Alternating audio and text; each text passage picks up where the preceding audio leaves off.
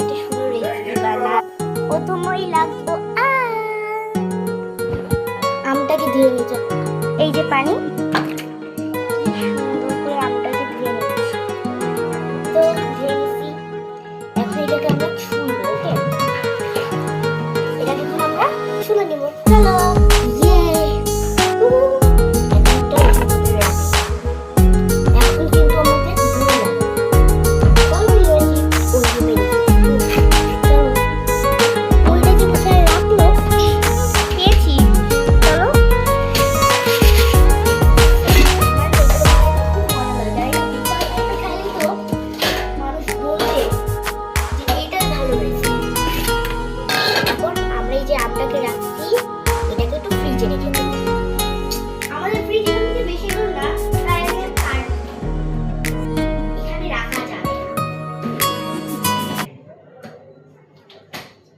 রেখে দিয়েছি।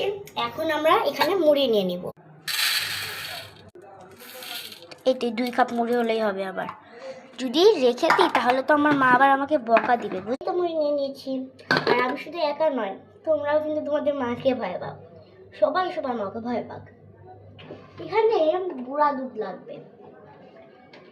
মা ঘরে নেই, তাই গুঁড়া দুধটা একটু বেশি দেব। আরে না গো, অল্পই দেব, এত অল্প না। তোমরা সাক্ষী কিন্তু কম দিয়েছি। আমি ভিডিওর পিছনে কিচ্ছু করি না, সত্যি কথা। আরেকটা কি যেন লাগবে, প্রতিবার ভুলে যাই। হ্যাঁ, এবার মনে আছে, চিনি। এই চিনি ছাড়া এটা কিন্তু একদম মজা লাগবে না। আর এটা চামচ লাগবে। চলো চিনিটা দিয়ে দিই। চিনিগুলো এত সুন্দর যে আর কি বলবো। অল্প নিতে হবে, বেশি লাগবে না তো, তাই। ফ্রিজে যে আম রেখেছিলাম, ওই আমটাকে ভালো করে এখন ভর্তা করে নিচ্ছি। হয়ে গেছে। এখন এই বেটারটাকে এর ভিতর ঢেলে নেব।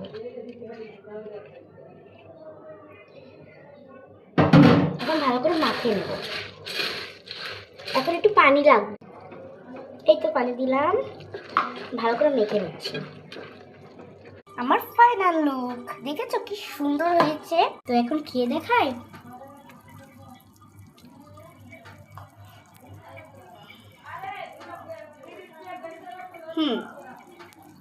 আমার কাছে দারুণ লাগছে।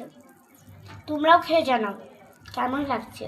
ওকে, বাই বাই। আর এই রেসিপিটা সবাই নিজে ঘরে ট্রাই করে দেখবে, খুব ভালো লাগবে। বাই বাই, আজকের জন্য এতটুকুই।